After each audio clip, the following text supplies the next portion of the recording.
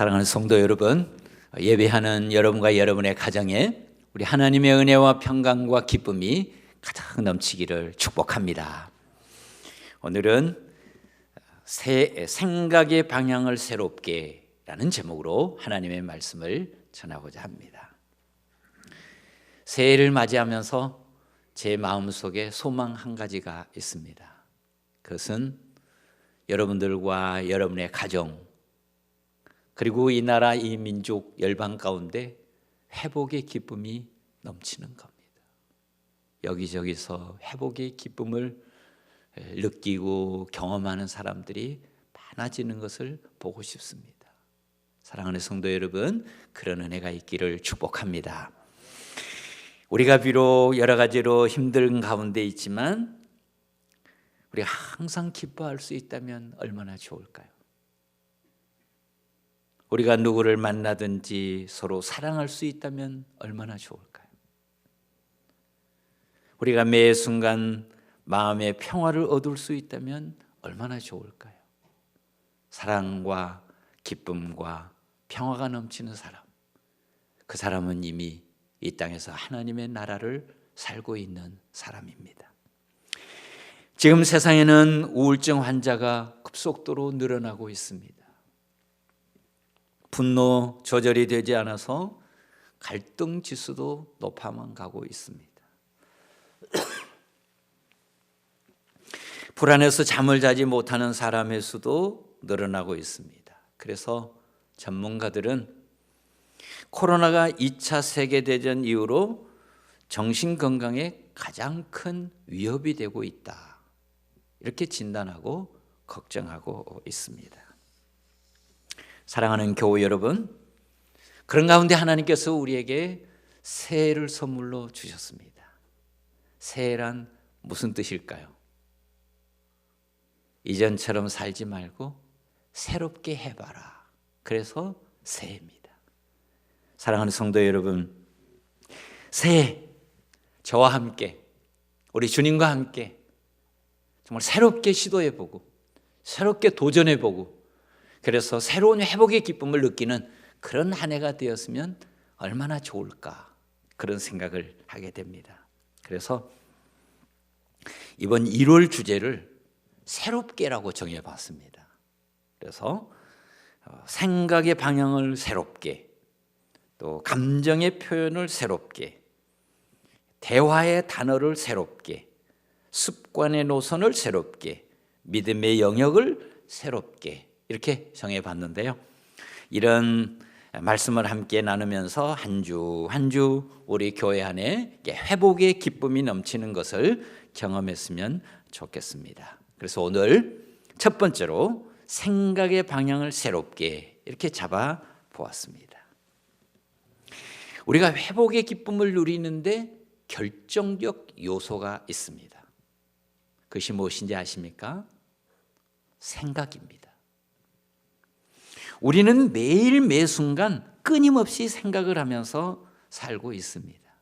지금 이렇게 예배를 드리고 있지만 예배를 드리고 난 다음에 오늘 점심 뭘 먹을까? 예배를 드리고 있으면서도 예배 중에 누가 찾아오면 어떻게 할까? 오늘 오후에 외출을 했다가 코로나에 걸리면 어떡하지? 우리는 이렇게 수없이 생각을 하면서 살아갑니다. 생각을 하지 않고 살아가는 시간이 있을까요? 없어요. 잠자는 시간 외에는 늘 생각을 하면서 살아갑니다. 그래서 사람을 생각하는 존재다, 이렇게 이야기를 합니다. 그런데 여러분, 이 생각이 우리의 삶에 얼마나 큰 영향을 미칠까요? 얼마나 큰 영향을 미치는지 알고 사는 사람은 그렇게 많지 않습니다. 매 순간 우리가 생각하고 생각 속에서 살아가고 생각을 하면서 살아가는데, 여러분은 그 생각이 우리의 삶에 어느 정도 영향을 미칠 거라고 예상하십니까? 미국의 심리학자 리처드 칼슨은 인간의 행복과 불행은 그 사람의 생각의 결과다, 그렇게 주장을 합니다. 여러분, 이건 간단한 말이 아닙니다. 엄청난 주장입니다. 지금까지 우리의 생각을 완전히 뒤집는 주장입니다. 인간의 행복의 요인은 돈이나 지식이나 주변 환경이 아니고 생각이라는 겁니다. 만일 이 사람의 주장이 옳다면 돈이 없어도 기뻐하고 행복할 수도 있고, 또 지식이 좀 부족해도 기쁘고 행복할 수 있고, 또 환경이 열악해도, 특별히 이 코로나의 상황 속에서도 기뻐할 수 있고 감사할 수 있고 행복할 수 있다는 겁니다. 정말 그럴까요? 몇 주 전에 주일날 눈이 왔죠. 저도 예배를 드리려고 탁 나오는데 눈이 쫙 깔려 있는 것을 보았습니다. 여러분, 그때 그 눈을 보고 어떤 마음이 드셨어요? 눈을 보는 순간 눈사람의 생각이 나고 스키가 생각이 나는 사람은 아마 그 마음속에 아름다운 추억으로 인하여 마음이 기뻤을 겁니다. 그런데요, 그 반대인 사람도 있습니다. 눈 사태가 생각이 나고 빙판길에서 자동차 사고가 생각이 나고, 그래서 수많은 사람들이 피를 흘리며 응급실에 가는 그런 생각을 하는 사람은 벌써 마음이 우울해지죠. 지금 이 순간도 마찬가지예요. 이건 다 순간적입니다. 분명히 눈이 오는 것은 이건 중립적인 거예요. 눈이 오고 있다는 사실은 우울한 일도 아니고 기쁜 일도 아닙니다. 눈 그 자체는 그냥 존재하는 거예요. 그러나 마음이 우울해지거나 기쁜 것은 전적으로 그 사람의 생각의 결과입니다. 리처드 칼슨은 생각에 집착을 버리면 당신도 행복해질 수 있다, 이 책에서 시종일관 이 주장을 하고 있는데 저는 그 주장에 거부할 수가 없었습니다. 아주대학교 심리학과 이민규 교수는 행복은 선택이다라는 책에서 이 리처드 칼슨의 주장을 지지합니다. 그리고 이런 얘기를 합니다. 마가렛 미첼이라고 하는 사람이 있었습니다. 그 사람은 아틀란타 저널의 기자였습니다. 어느 날 사고를 당해서 발목에 심각한 부상을 입게 됩니다. 더 이상 집 밖으로 나갈 수가 없었어요. 공원에 갈 수도 없습니다. 회사에 출근할 수도 없습니다. 현장에 가서 취재를 할 수도 없습니다. 집에 처박혀 있는데 다른 친구들은 다 잘 나가는데 자기만 혼자 뒤처져 있다는 느낌이 들었습니다. 하루하루 시간이 너무나 답답했습니다. 마음이 우울해졌어요. 밥맛도 없어지고 잠도 잘 오지 않습니다. 그렇게 지내다가 더 이상 살고 싶은 마음이 들지 않았습니다. 그때 이러다가는 큰일 나겠다. 그래서 생각을 바꿉니다. 그래, 이 기회에 집안에서 책을 읽기로 하자, 이렇게 마음을 먹은 거예요. 그리고 남편에게 부탁을 합니다. 여보, 마을 도서관에 가서 책을 좀 빌려다 주세요. 그리고 남편이 빌려다 준 그 책을 정신없이 읽기 시작을 했습니다. 하루 종일 시간 가는 줄도 모르고 책을 읽었어요. 그동안 바빠서 읽지 못한 책들을 읽기 시작했습니다. 한 번도 생각해 보지 않는 그런 분야의 책들도 읽게 되었습니다. 정치, 경제, 사회, 문화, 역사, 철학, 다양한 분야의 수많은 지식을 습득하게 되었습니다.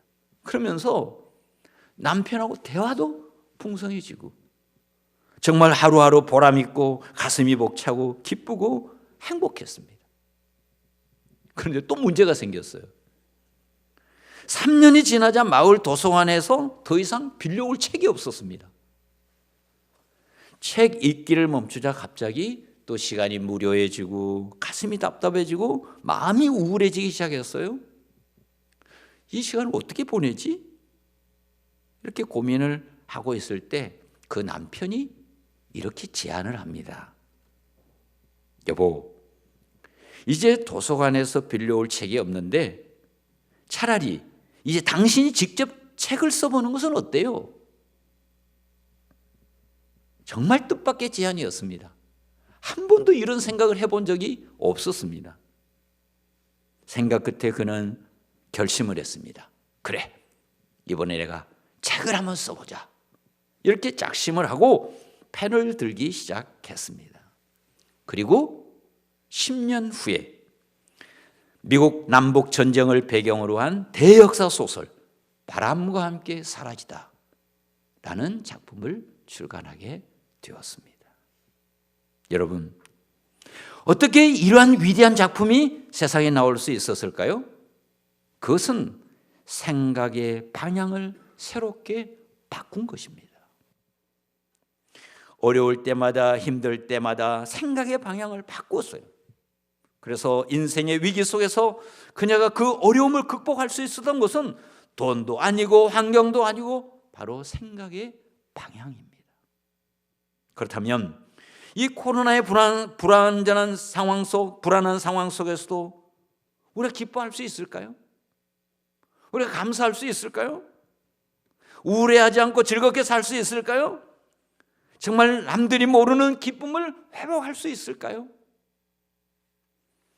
우리의 감정이 생각의 결과라면, 우리의 감정을 만드는 것이 우리의 생각이라면, 우울한 감정은 우울한 생각에서 나오고 기쁜 감정은 기쁨을 주는 생각에서 비롯된다면 우리에게도 가능성이 있지 않을까요? 여러분 어떻게 생각하십니까? 우리의 감정이 우리가 통제할 수 없는 환경에 달린 것이 아니라 우리가 선택할 수 있는 우리의 생각의 결과라면 회복의 기쁨을 누릴 수 있지 않겠습니까? 오늘 본문은 인생을 마라톤 경주하는 사람들처럼 힘겹게 살아가는 사람들에게, 특별히 여러 가지 외부적인 환경으로 불안하고 믿음이 흔들리는 성도들에게 보낸 하나님의 말씀입니다. 오늘 2절, 오늘 요절인데요. 같이 한번 읽어보겠습니다. 같이 읽읍시다. 믿음의 주요 또 온전하게 하시는 이인 예수를 바라보자. 그는 그 앞에 있는 기쁨을 위하여 십자가를 참으사 부끄러움을 개의치 아니하시더니 하나님 보좌 우편에 앉으셨느니라. 아멘. 여기 보면 믿음의 주요 또 온전하게 하시는 이인 예수를 바라보자. 저는 여기서 예수를 바라보자 하는 단어가 제 마음에 남습니다. 예수를 바라본다. 여러분, 예수를 바라본다는 말이 무슨 말입니까? 여러분이 예수님의 얼굴을 볼 수 있습니까? 그렇지 않습니다. 우리는 예수님의 얼굴을 지금 볼 수 없습니다. 그럼 예수님을 바라보자라는 말의 뜻이 무엇일까요? 예수님을 생각하자, 그런 말입니다. 우리 눈앞에 펼쳐지는 사건, 환경 그것만 바라보지 말고, 그것만 생각하지 말고 예수님을 생각하자, 그런 뜻입니다. 특별히 주변의 사건들과 환경들로 인해서 마음이 불안해지고 또 답답해지고 또 우울해지고 절망적일 때에, 그때는 그 사건과 환경들만 생각하지 말라는 겁니다. 그렇게 되면 자연스럽게 우울하고 불안하고 절망감이 찾아온다는 겁니다. 그러니 이러한 감정이 밀려올 때는 예수님을 생각하자는 거예요. 예수님을 생각하면 우리의 마음에 밀려드는 이런 불안한 마음, 어떤 우울감, 절망감, 이런 것들이 점점 사라진다는 겁니다. 그리고 그 반대로 감사가 찾아오고 기쁨이 찾아오고, 그리고는 마침내 용기도 담대함도 찾아온다는 거예요. 여러분이 예수님이 어떤 분입니까? 예수님은 우리의 인간이 되어 이 땅에 오셨습니다. 예수님은 이 땅에 오셔서 가난한 사람, 약한 사람, 병든 사람 보시되어 그들을 다 돌봐주셨습니다. 예수님은 우리의 죄악과 허물을 짊어지시고 십자가에 달리셨습니다. 예수님은 십자가의 그 고통을 끝까지 끝까지 참으셨습니다. 예수님은 그리고 우리에게 영원한 구원의 길을 열어주셨습니다.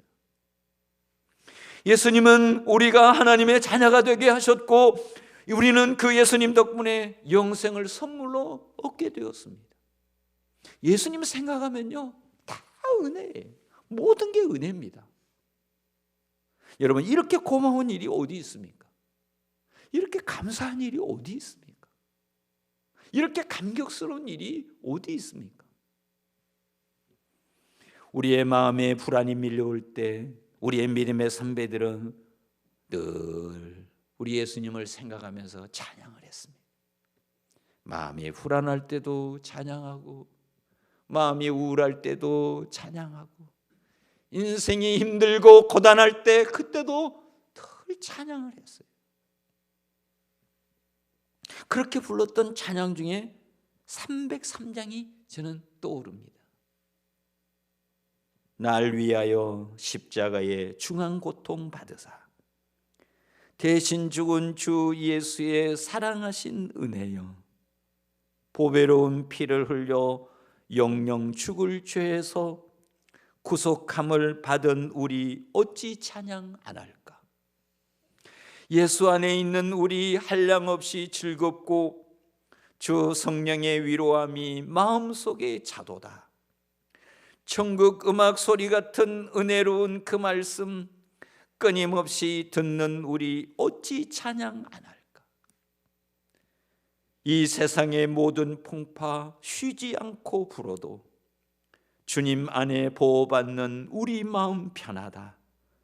늘 깨어서 기도하고 저 천국을 바라며 주님만을 기다리니 어찌 찬양 안 할까? 우리의 믿음의 선배들은 인생이 힘들고 어려울 때마다 늘 찬양했습니다. 찬양하면서 예수님을 생각했고, 예수님을 묵상했고, 예수님의 은혜가 끝없이 흘러오는 것을 경험했습니다. 더 놀라운 것은요, 예수님도 이렇게 어려움을 이기셨다는 겁니다. 예수님의 십자가, 인간 최고의 형벌인 이 십자가, 예수님은 이 고통스러운 십자가를 어떻게 참으셨을까요? 어떻게 견뎌내셨을까요? 어떻게 그 부끄러운 십자가에서 내려오시지 않고 끝까지 십자가에서 당신의 생명을 바칠 수 있었을까요? 여러분, 그 이유가 뭐라고 생각하셔요? 오늘 다시 2절을 한번 보겠습니다. 믿음의 주요 또 온전하게 하시는 이인 예수를 바라보자. 그는 그 앞에 있는 기쁨을 위하여 십자가를 참으사 부끄러움을 개의치 아니하시더니, 그 앞에 있는 기쁨을 위하여. 예수님 앞에는 기쁨이 있었다는 거예요. 예수님 앞에는 십자가에 고통만 있는 것이 아니고 예수님 앞에는 기쁨이 있었다는 겁니다. 도대체 예수님의 기쁨은 무엇이었을까요? 도대체 예수님을 기쁘게 한 것이 무엇입니까? 무엇이 예수님에게 기쁨을 가져다 준 겁니까? 요한복음 15장 11절에서 14절에 예수님께서 제자들에게 이렇게 말씀하셨어요. 내가 이것을 너희에게 이름은 내 기쁨이 너희 안에 있어 너희 기쁨을 충만하게 하려 함이라. 내 계명은 곧 내가 너희를 사랑한 것 같이 너희도 서로 사랑하라 하는 이것이니라. 사람이 친구를 위하여 자기 목숨을 버리면 이보다 더 큰 사랑이 없나니, 너희는 내가 명하는 대로 행하면 곧 나의 친구라. 예수님 앞에, 아니 예수님의 마음에 남다른 기쁨이 있었습니다. 십자가를 앞에 두고 있었지만 그 마음에 기쁨이 있었어요. 그 기쁨을 제자들에게도 나눠주고 싶었습니다. 도대체 예수님의 마음속에 기쁨을 가져다 주는 것이 무엇이었을까요? 뭐가 도대체 예수님의 마음을 기쁘게 했을까요? 십자가 고난을 앞에 두고 있는 예수님의 마음속에 도대체 무슨 기쁨이 있었을까? 그 기쁨의 근원은 무엇일까? 이런 질문을 하게 되는데 예수님 말씀하십니다. 친구를 위하여 목숨을 버리는 사랑. 그 사랑이 예수님 안에 있다는 겁니다. 그 사랑을 생각하면 기쁘다는 거예요. 예수님의 마음속에 친구를 위하여 목숨을 바치는 그 사랑이 있었기에 그 생각을 하니 마음의 기쁨이 넘친다는 겁니다. 예수님은 죄악 가운데 죽어가는 우리들이 자유를 얻게 될 것을 생각하셨습니다. 사단의 굴레에 매인 우리들이 완전히 해방을 누리는 것을 생각했습니다. 사망의 길을 걷던 우리가 영생의 길을 걷는 것을 생각했습니다. 그 생각을 할 때 예수님의 마음에 기쁨이 찾아왔고, 그 생각을 하면서 예수님은 그 고난을 참을 수 있었고, 예수님은 그 생각을 하면서 그 부끄러움을 견딜 수 있었다는 겁니다. 사랑하는 성도 여러분, 생각의 방향, 이것이 우리의 인생을 결정합니다. 여러분의 생각의 방향은 어디를 향하고 있습니까? 사랑하는 교우 여러분, 뜻하지 않는 일로 어려움을 당할 때 생각의 방향을 한번 바꿔보지 않겠습니까? 자, 이런 질문을 안고 묵상을 할 때 세 가지 질문이 떠올랐습니다. 여러분도 혹시 여러분의 삶이 고단하고 힘들 때 이 질문을 가지고 하나님께 한번 나가보면 어떨까? 그렇게 제안을 합니다. 첫 번째 질문은 이 일에서 불행 중 다행인 것은 무엇인가? 두 번째는 전화위복의 기회로 삼으려면 무엇을 해야 하는가? 세 번째는 이 일의 긍정적인 의미는 무엇인가? 이런 질문입니다. 이 질문을 가지고 하나님 앞에 나아가서 기도를 하는 거예요. 하나님,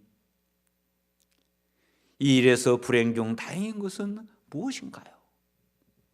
하나님, 전화위복의 기회로 삼으려면 제가 무엇을 해야 하나요? 이 일의 긍정적인 의미는 무엇인가요? 이렇게 기도를 하면 하나님께서 여러분의 생각의 방향을 바꿔주실 거예요. 틀림없습니다. 그러면 여러분, 그 생각이 바뀌어지는 그 순간에 물밀듯 밀려오는 평화와 기쁨과 감격이 있음을 여러분이 느끼게 될 겁니다. 꼭 한번 실천해 보시기 바랍니다. 그래서 우리는 마침내 어느 순간에 이런 고백을 하게 될 거예요. 이 코로나가 내 인생의 소중한 기회가 되었다고. 암이 내 인생의 크나큰 축복이었다고. 전혀 다른 고백을 하게 되는 겁니다. 인간은 대단한 능력이 있는 것 같지만 사실은 다 약합니다. 제 경험에 의하면 굉장히 강하게 보이는 사람일수록 사실은 더 약한 사람이에요. 전 포철 회장이셨던 박태준 회장님의 이야기를 아마 여러분이 아실 겁니다. 그분이 포항제철을 일으킨 대단한 분입니다.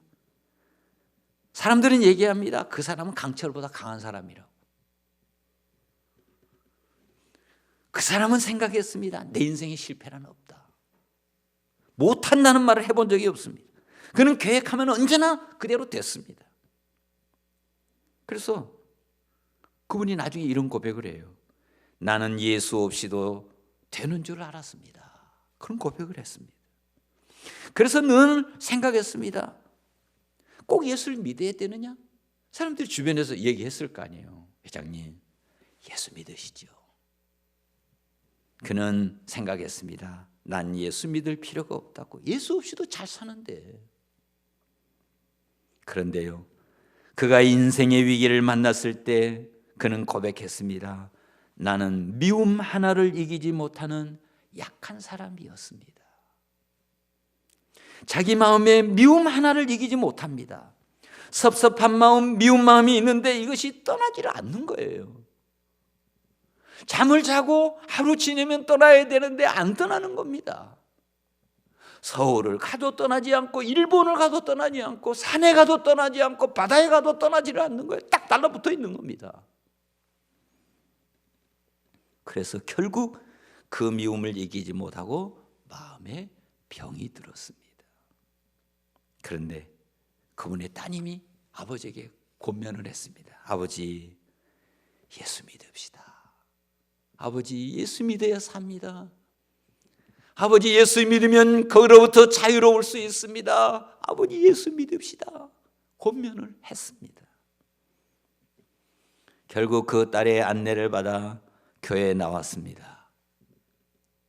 예배당 자리에 앉아 하나님께 예배를 드리는데 그 예배 중에 예수님을 정면으로 만났습니다. 나의 죄악을 짊어지시고 대신 십자가에서 돌아가신 예수님, 그 예수님의 이야기를 들으면서 한없이 눈물이 쏟아진 거예요.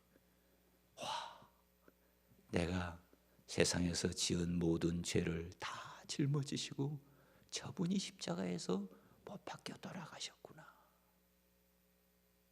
형언할 수 없는 감격이 그 마음을 채웠습니다. 그리고 그의 마음속에 놀라운 변화가 일어났습니다. 자기의 마음속에 딱 달라붙어서 떨어지지 않던 그 미움이 어딘가 사라지고 없는 거예요. 그리고 평화가 있고 기쁨이 있고 감사가 있고. 예수님을 생각하다가 그는 용서를 알았고 그리고 마음의 평화를 느낄 수 있었습니다. 사랑하는 성도 여러분, 예수님을 바라보는 순간, 예수님을 생각하는 순간, 예수님을 묵상하는 그 순간, 이 땅에 여러분을 괴롭히고 힘들게 하는 모든 부정적 감정들이 하나씩 둘씩 사라지게 될 줄로 믿습니다. 그것이 영적인 원리고 이것이 하나님의 능력입니다.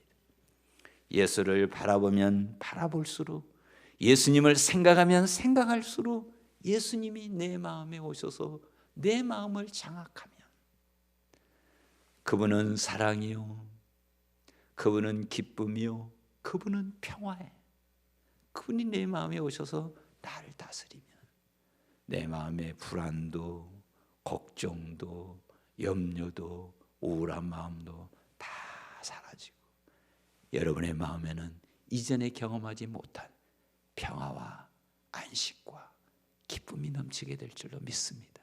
그래서 오늘 주님 말씀하셔요. 믿음의 주요 또 온전하게 하시는 이인 예수를 바라보자. 그는 그 앞에 있는 기쁨을 위하여 십자가를 참으사 부끄러움을 개의치 아니하시더니 하나님 보좌 우편에 앉으셨느니라. 아멘. 기도하겠습니다. 하나님 아버지, 참 어려운 때를 살아가고 있습니다. 세상 사람들이 다 힘들어하니 우리도 힘들어하고 우울해하고 투정 부리며 살아야 할 것 같습니다. 사회 분위기가 그렇습니다. 하나님, 오늘 이 시간 우리의 마음을 새롭게 하셔서 우리의 믿음의 눈을 활짝 열어주셔서 예수님을 바라보게 하시고 예수님을 생각하게 하시고 예수 그리스도의 가슴 속에 있는 그 은혜와 사랑이 끝없이 밀려오게 하셔서 우리의 마음을 다 새롭게 해주시고 세상이 알지 못하는 기쁨 함께 누리게 하옵소서. 예수님의 이름으로 기도합니다. 아멘.